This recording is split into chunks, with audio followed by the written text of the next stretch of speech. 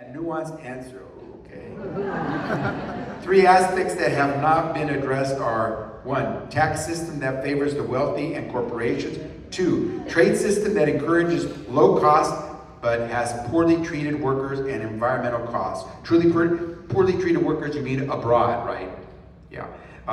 And three, antitrust system that does not consider long-term impacts on workers' environment. Wow, I could have taken all the time in this real quickly, because Amanda's going to kill me because I'm going to tell her to hand me one more question after this. Tax system that favors the wealthy and corporation. That's right, because when we seek revenue, it will be from corporations who are receiving corporate welfare that we have to finally excise, because if we're running deficits, there's no reason to be giving corporations welfare benefits. And so, and there are some things that are out there. There are ways that corporations are able to reduce their tax liability that really we cannot afford at this stage. And what I gotta tell you, I want to encourage businesses, small and large, to locate in California, because they create the jobs that you and I need. And so we want to bring them in. It's a great place to live, Well, you're in San Diego, of course.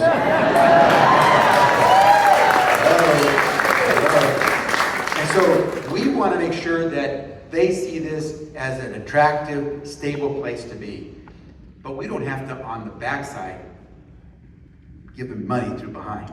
You know, it's not fair. It's also not fair to those companies that don't get those kinds of corporate welfare tax breaks. They have to compete against that, and that shouldn't happen. Especially small businesses. Small businesses don't get to take advantage of those big corporate welfare advantages. So we'll go after that. And by the way, we'll make sure billionaires pay their fair share. And as I say,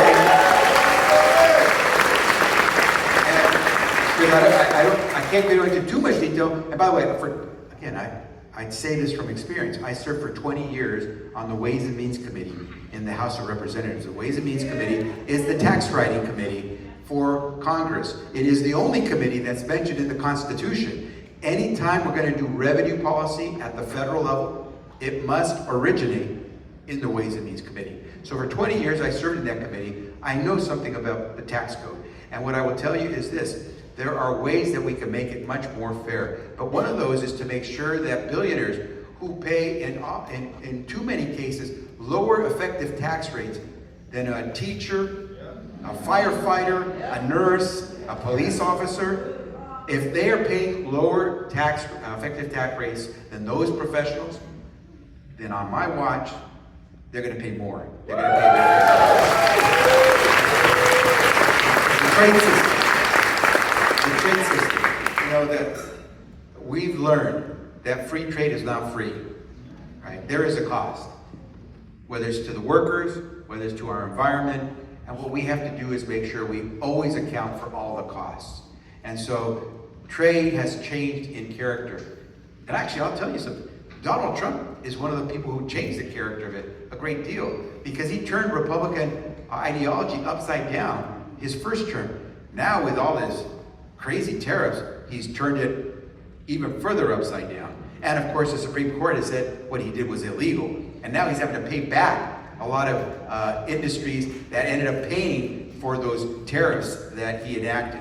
And so the trade system is right now topsy-turvy, because no one can make sense of what Donald Trump is going to do. That is a cost to you as consumers when it's not clear what's going to happen. When you're paying more for your lumber to build that house, thanks, Donald Trump. When you're paying more for that gasoline, well, for sure gasoline today, too. Why? Donald Trump's war in Iran. Thanks, Donald Trump. And so we need someone as the head of state, whether it's Washington, D.C., or the head of your government in California, to help reduce costs, not increase the costs. And so trade policy is one of those areas where if you don't know what you're doing, as we see that this chief executive doesn't, you end up having consumers pay the bill. Antitrust systems.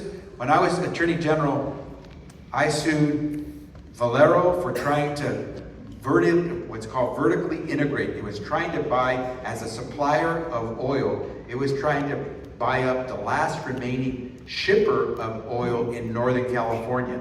And once they would control the shipping, they could control the price because they could control the spigot and who got the oil.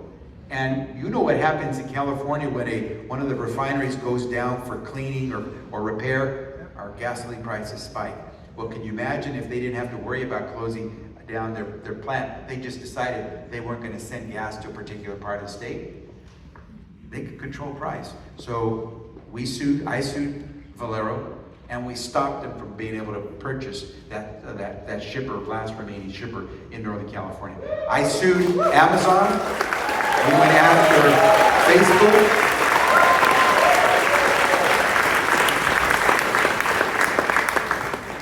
I didn't win all of them, but we tried. Remember Sprint? T-Mobile? T-Mobile gobbled up Sprint. I and the Attorney General in New York led several attorneys general in trying to stop that merger. Because when consolidation occurs too often, you end up with giants. And they promise you at the beginning, consumer price breaks, better price, these plans that are really attractive.